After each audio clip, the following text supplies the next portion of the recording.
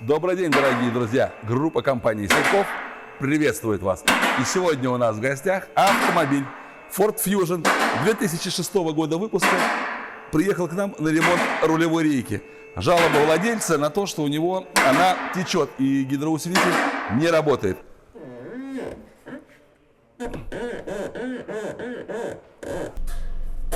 Да, гидроусилитель не работает.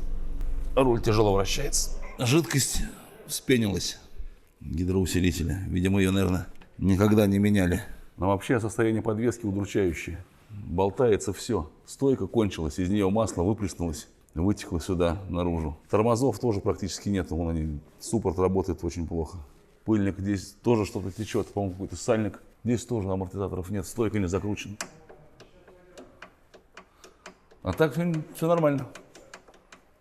Не беспокоит.